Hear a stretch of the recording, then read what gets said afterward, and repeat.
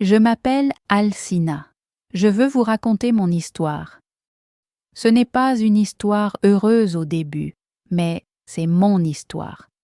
Elle est importante pour moi. J'avais une vie simple. Ma vie me plaisait beaucoup. Je vivais dans une petite maison. Mon mari y vivait aussi. Il s'appelait Félix. Je l'aimais plus que tout au monde. Il avait un sourire gentil. Ses yeux étaient chaleureux. Quand il riait, je me sentais heureuse. Je me sentais en sécurité avec lui. Nous nous sommes rencontrés à l'école. Il était intelligent et drôle. Il me disait que j'étais belle. Personne ne me l'avait jamais dit auparavant. Nous nous sommes mariés après 2 ans. Notre mariage était petit. Seule notre famille est venue. Quelques amis sont venus aussi. C'était une journée parfaite. Je pensais que notre vie serait parfaite pour toujours. J'avais une sœur. Elle s'appelait Mila.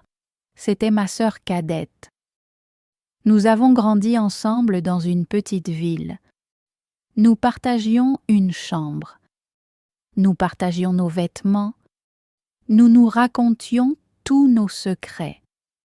Elle était ma meilleure amie. Pas seulement ma sœur, ma meilleure amie. Quand j'étais triste, elle me faisait rire. Quand elle avait peur, je lui tenais la main. Nous avions dit que nous nous aiderions toujours. Toujours. J'y croyais. J'y croyais de tout mon cœur. Après que Félix et moi nous sommes mariés, Mila a déménagé dans notre ville. J'étais si heureuse. Mon mari et ma sœur étaient au même endroit. Mon monde entier était là avec moi. Mila n'avait pas beaucoup d'amis dans sa nouvelle ville. Elle venait souvent chez nous. Cela me plaisait beaucoup. Nous 3, nous étions comme une petite famille heureuse. Nous regardions des films ensemble, nous préparions le dîner ensemble, nous parlions et rions. Félix aidait Mila pour beaucoup de choses. Il réparait sa voiture quand elle était en panne. Il l'aidait à trouver un emploi. Je pensais qu'il était juste gentil. Je pensais qu'il était un bon frère. Je pensais qu'ils étaient juste amis. J'étais heureuse qu'ils s'apprécient. Cela rendait ma vie complète. Mais ensuite, les choses ont commencé à changer. C'était lent. Tellement lent que je ne l'ai pas vu au début. Mila venait me rendre visite quand je n'étais pas à la maison. Elle apportait le déjeuner à Félix à son bureau. Félix commençait à parler d'elle tout le temps. Il disait que Mila était drôle. Il disait que Mila était intelligente. Je souriais quand il parlait d'elle. Mais à l'intérieur de moi, un petit sentiment froid a commencé à grandir. C'était un tout petit sentiment. Je me disais que j'étais ridicule. Il m'aimait. Mila était ma sœur. Ils étaient de la famille. Il était normal qu'ils soient amis. Un jour, c'était mon anniversaire. Félix m'a offert un magnifique collier en argent. Il avait un petit cœur dessus. Je l'aimais tellement. Je le portais tous les jours. Il me faisait me sentir spéciale. Une semaine plus tard, Mila est venue dîner chez nous. Elle portait un nouveau collier. Il était aussi en argent. Il avait aussi un cœur, mais son cœur était plus grand. Il avait un petit diamant dessus. Il était plus beau que le mien. Mon cœur s'est senti étrange quand je l'ai vu. « C'est un beau collier, Mila, » ai-je dit. Ma voix était douce. « Oh, ça !» dit-elle en touchant le cœur. Je l'ai vu dans une boutique. Je devais l'acheter. Nous avons le même goût, Alcina. Elle a souri. C'était un grand sourire éclatant. Félix la regardait. Il a souri aussi. J'ai regardé mon petit collier en forme de cœur. Il ne me semblait plus si spécial. Je me disais que ce n'était qu'un collier. Cela ne signifiait rien. J'étais jalouse. C'était un mauvais sentiment. Je ne voulais pas être une personne jalouse. Puis, Félix a commencé à travailler tard. Il disait qu'il y avait un gros projet dans son entreprise. Il était très fatigué quand il rentrait à la maison. Parfois, il s'endormait sur le canapé. Je lui mettais une couverture. Je lui embrassais la tête. Je me sentais désolée pour lui. Il travaillait si dur pour nous. Une nuit, il rentrait très tard. Il était passé minuit. J'étais inquiète. J'ai appelé son bureau. Un homme a répondu au téléphone. Sa voix était endormie. « Bonjour, dit-il. »« Bonjour. Félix est-il là ?» ai-je demandé. « Non, madame. Tout le monde est parti depuis des heures. Le bureau est vide, dit-il. Mes mains ont commencé à trembler. Oh, d'accord. Merci. J'ai raccroché. Mon cœur battait si vite. Où était-il? 1 heure plus tard, Félix est rentré. Il avait l'air fatigué. « Salut, chérie, » dit-il. Il a essayé de m'embrasser. Je me suis reculée.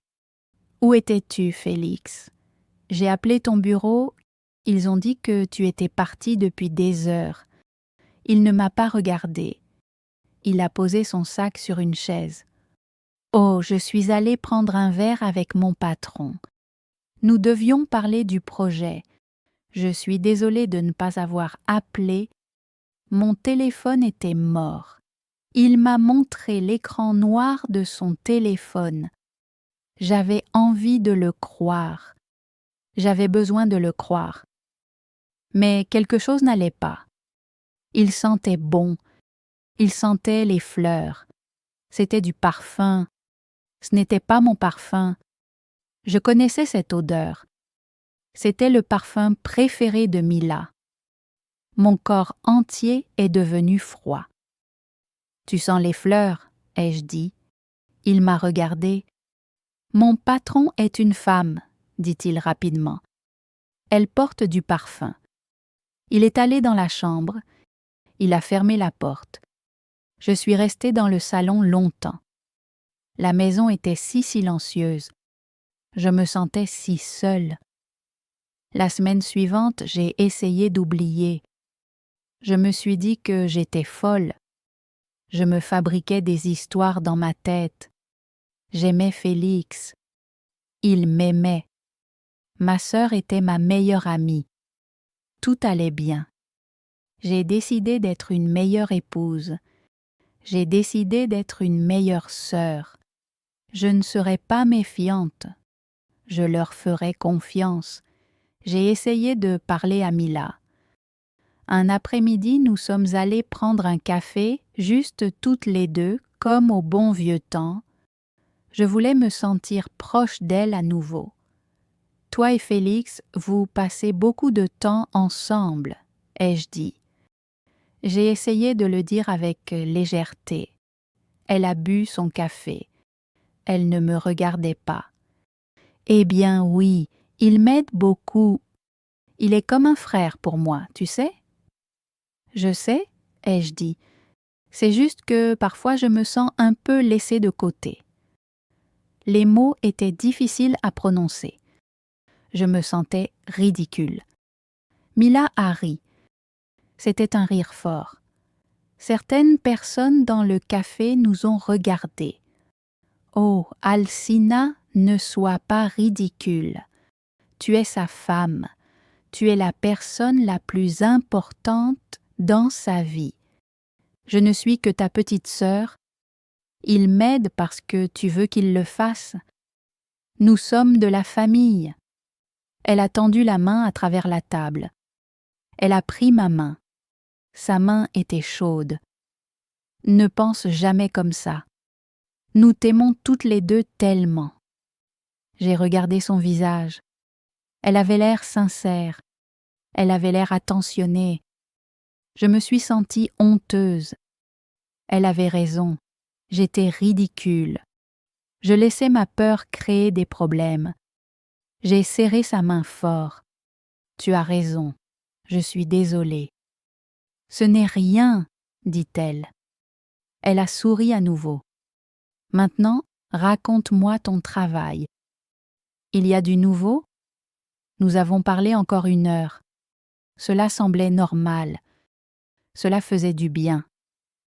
Je suis rentrée chez moi beaucoup mieux. Je me sentais plus légère. J'ai décidé de leur faire entièrement confiance. 1 mois plus tard, le jour de notre mariage approchait. Notre 5e anniversaire de mariage. C'était un jour spécial. Je voulais faire quelque chose de joli. Je voulais faire quelque chose de romantique. J'avais prévu un voyage surprise à la montagne. Il y avait une petite maison près d'un lac. C'était magnifique. Je l'avais réservée pour le week-end. J'étais tellement excitée. Je pensais à nous marcher au bord du lac. Je pensais à nous tenir la main, juste nous deux. Le jeudi soir, je lui ai dit « J'ai une surprise pour toi. » Mes yeux brillaient. « Qu'est-ce que c'est ?» demanda-t-il en levant les yeux de son téléphone. J'avais réservé un voyage pour notre anniversaire de mariage. Nous allons passer tout le week-end dans une maison à la montagne. Il pose son téléphone. Il ne semblait pas excité. Il avait l'air inquiet. « Oh, chérie, c'est tellement gentil. Mais je ne peux pas y aller. » Mon sourire disparut. « Quoi? Pourquoi pas? Je dois travailler sur ce gros projet. Nous avons une échéance. Je dois travailler tout le week-end. Je suis vraiment désolée, Alcina. Vraiment désolée. » Il avait l'air triste. Il avait l'air désolé. Je me suis sentie si déçue. C'était si fort. Je ne pouvais plus respirer. « Tu dois travailler le jour de notre anniversaire de mariage. » Ma voix était faible. Je sais que c'est terrible. Je déteste ça. Mais mon patron a dit que c'était très important. Nous fêterons le week-end prochain. Je promets que nous ferons quelque chose d'incroyable. Il est venu et m'a prise dans ses bras.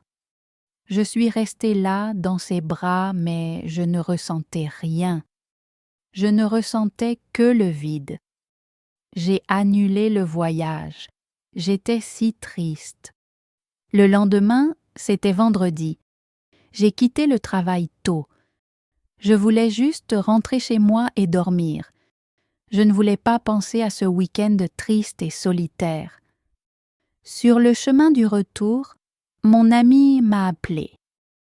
Elle s'appelle Kate. « Ça va? »« Tu as l'air triste, » dit-elle. « Ça va, juste fatiguée. Félix doit travailler tout le week-end. Notre voyage est annulé. » Il y eut un silence au téléphone. « Il travaille? Es-tu sûre? » demanda Kate. Sa voix était étrange. « Oui, il a un gros projet. » « Pourquoi? » « Eh bien, » commença-t-elle, elle semblait nerveuse. « Je suis dans cette petite ville près des montagnes, celle avec toutes les vieilles boutiques. Je suis venue ici pour la journée. Je crois que je viens de voir Félix. » Mon cœur s'est arrêté. « Quoi? » « Non, ce n'est pas possible. Il est au travail. Je suis sûre que c'était lui, Alcina. Il était avec une femme.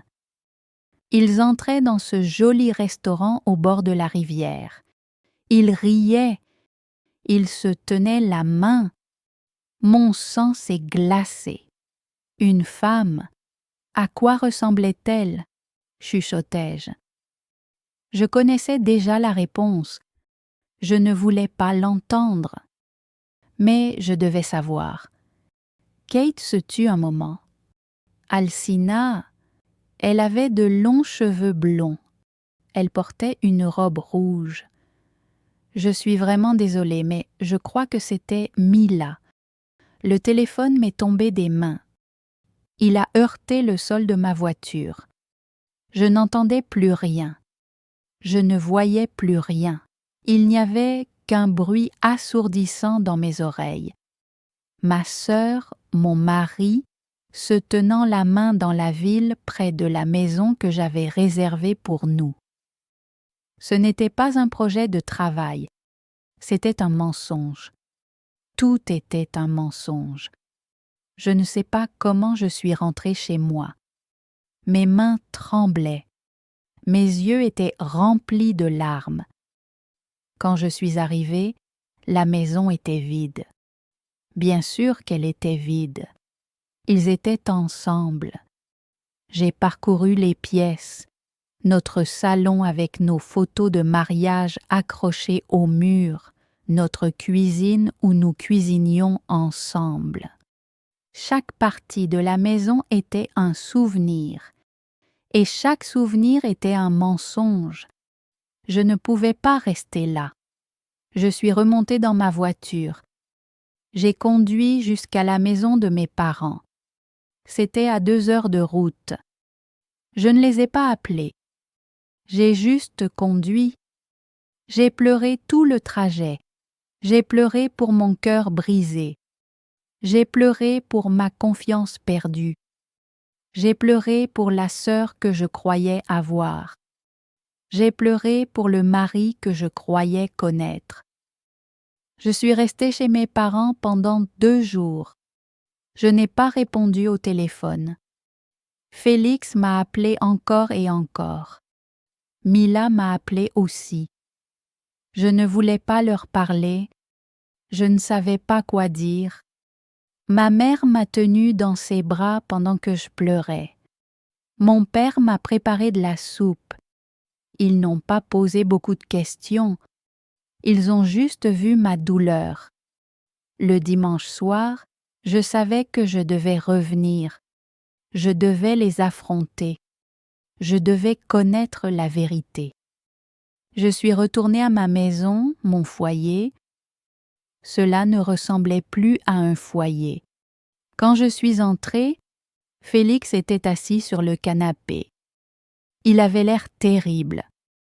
Il ne s'était pas rasé. Ses yeux étaient rouges. Il a sursauté en me voyant. Alcina, oh mon Dieu, j'étais tellement inquiète. Où étais-tu? Il a essayé de me prendre dans ses bras. Je l'ai repoussé. Ne me touche pas, ai-je dit. Ma voix était froide. Ce n'était pas ma voix. Je sais, Félix. Je sais pour toi et pour Mila.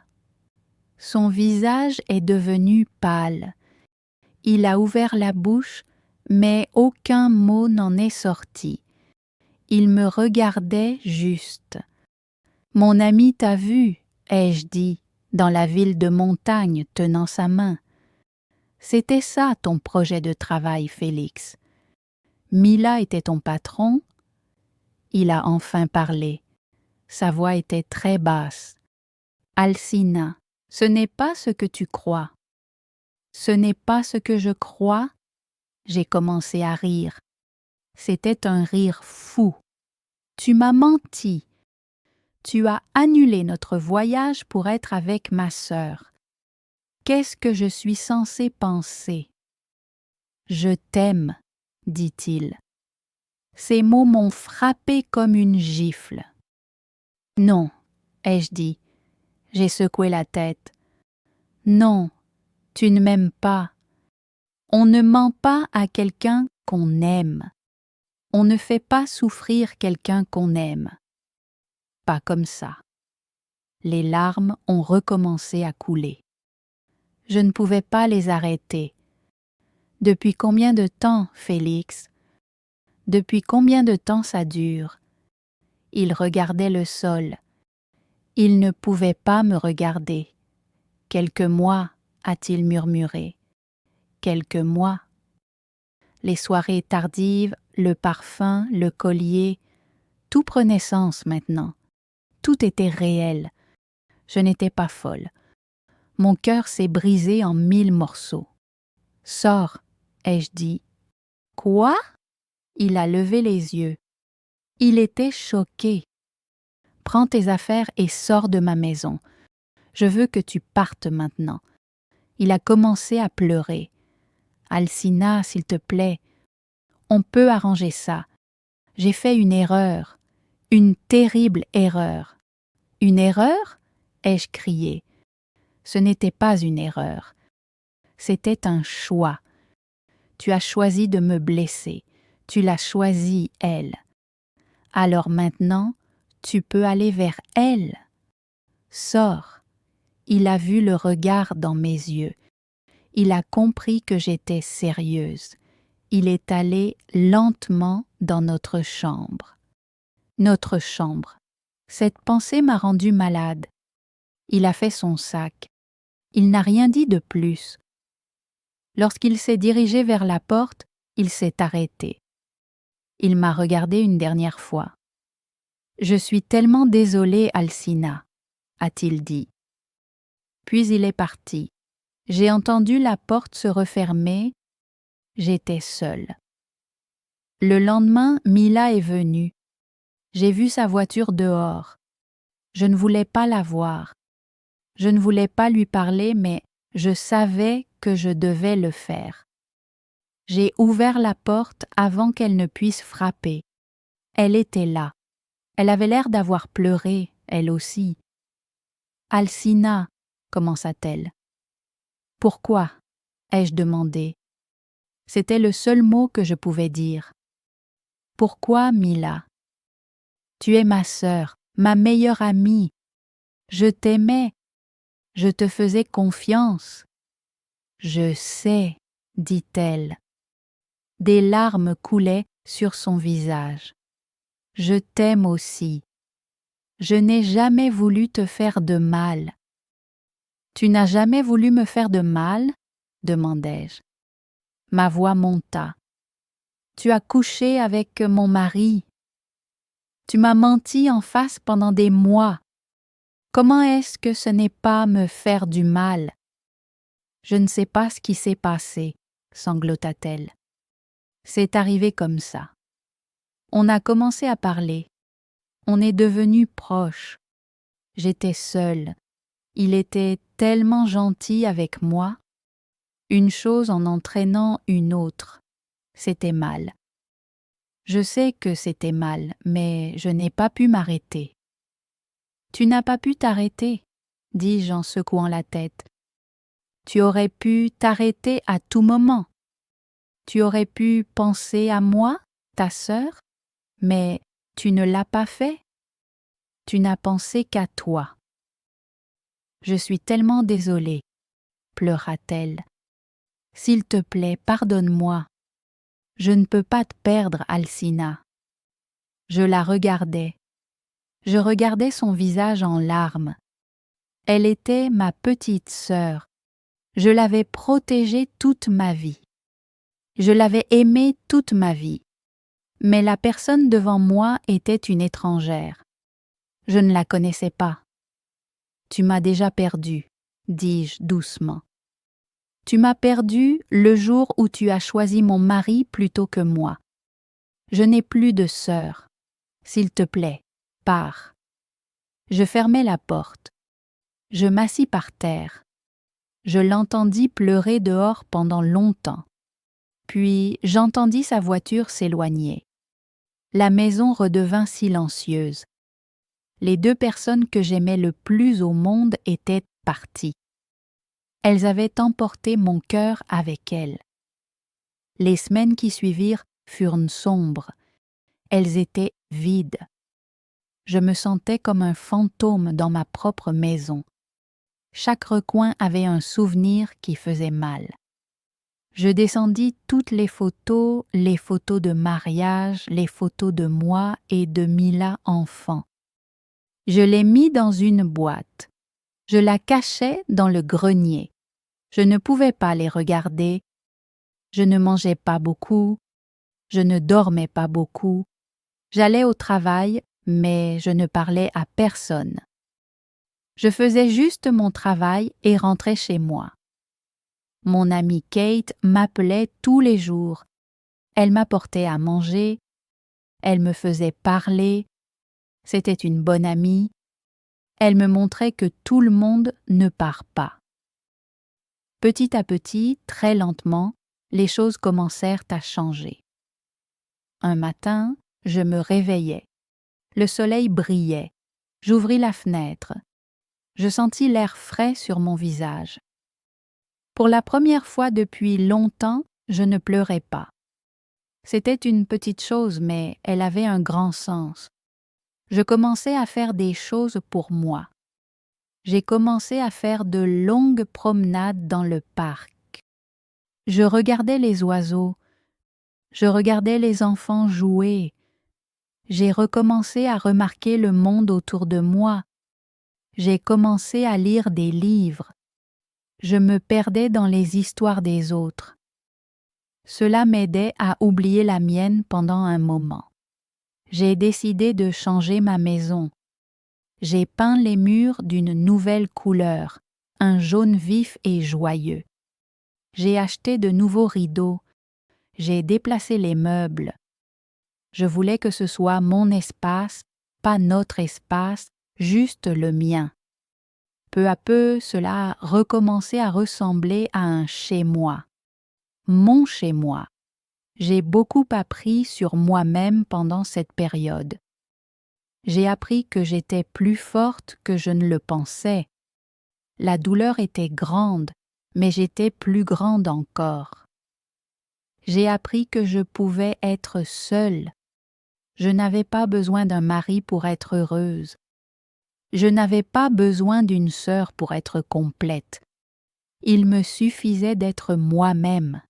C'était une leçon difficile, une leçon très douloureuse mais importante.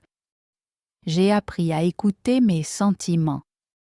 Cette petite sensation de froid que j'avais au début, elle essayait de me dire quelque chose.